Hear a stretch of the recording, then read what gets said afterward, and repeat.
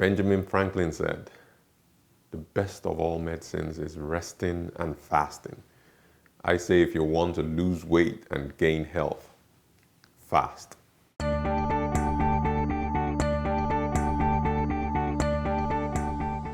Hi, I'm Dr. Seun Sowemimo, your friendly bariatric surgeon. Intermittent fasting has been with us for centuries. Now, as far back as 3800 BC, an Egyptian pyramid was inscribed with this: "Humans live on 1/4 of what they eat. On the other 3/4 live their doctor." Paracelsus, another great healer in the Western tradition, wrote, this was about 500 years ago, that fasting is the greatest remedy. It's the physician within. All the great religions encourage fasting. The Bible actually doesn't talk to you about asking you to fast. It simply says when you fast. I know some will say, well, are we now going to starve ourselves to lose weight? No. Fasting is the deliberate abstinence from food for religious or medical purposes. So let's talk about how this works and its benefits. The two intriguing modes of action of fasting, which I am really fascinated by, are number 1, autophagy, and then number 2, metabolic switching. Autophagy literally means eating oneself.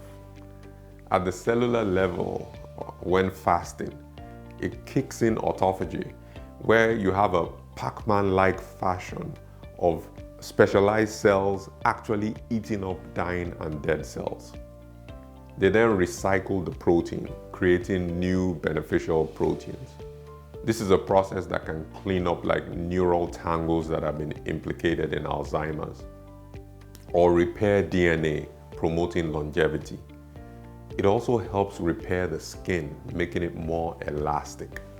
It helps down-regulate inflammation in the body and up-regulates processes favoring antioxidants. It improves blood sugar and fat metabolism, increasing insulin sensitivity. It also helps with lowering blood pressure. It's like getting an oil change with new spark plugs for your car. It helps your body run smoother, and the benefits outlast the period of fasting. Imagine you keep receiving like delivery of furniture and goods to your home, like on a daily basis, day in, day out, and you never get a chance to actually arrange these things properly or get rid of the old and useless furniture and goods you have lying around. You don't get a chance to recycle some of them or repurpose them or even just get rid of them if they're old. Soon your house will be looking like an episode of Hoarders. This is what autophagy helps you to resolve. Number 2 is metabolic switching. Generally, the body is able to use 2 sources of fuel for energy. These are sugar and fat. It's actually health promoting that the body switches between these 2 from time to time. When we're in the fed state, our fuel is sugar. And in the fasted state, when we burn off all the sugar that is available, then our fuel becomes fat. Think about it this way. When food comes into your body, it's like groceries being delivered to your house. It either gets eaten up right away or it's stored temporarily in the fridge. Once the fridge gets full, there's a guy called insulin who always shows up whenever the groceries arrive. And it takes those excess groceries, packages them as fat, and then stores them in the deep freezer. He also prevents anyone from accessing the fat stored in the deep freezer. Note that it takes about 8 to 12 hours for the food in your fridge, which is like your liver.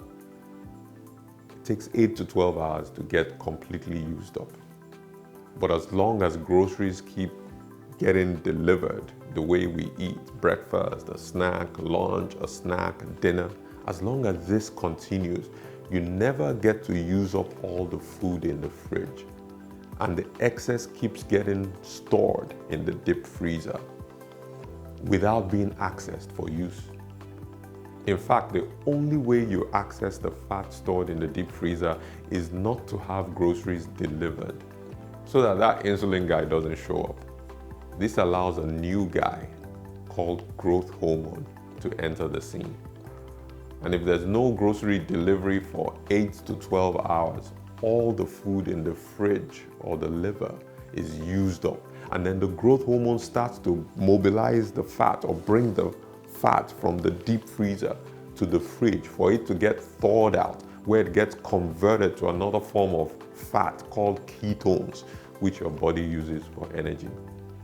Switching the energy sources in this way not only helps burn fat, but makes for a more efficient way of burning energy.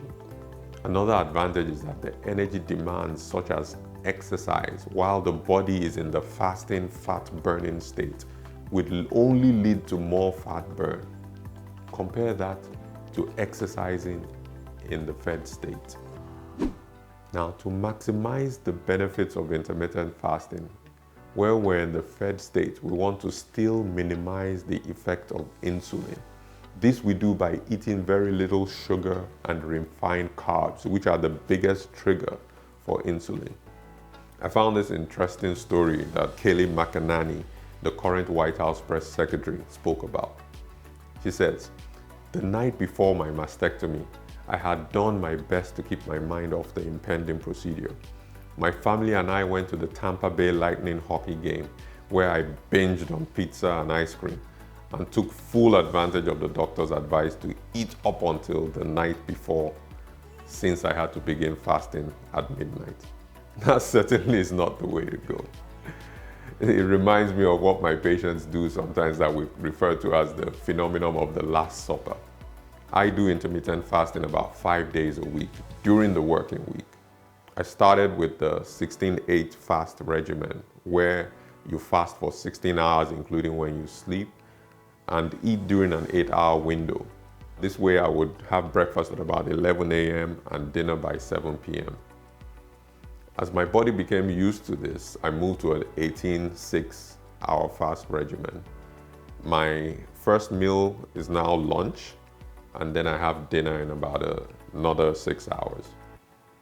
Of course, during the fasting period, I drink non-caloric beverages like water, or my favorite, which is in the morning, my coffee with a little bit of honey.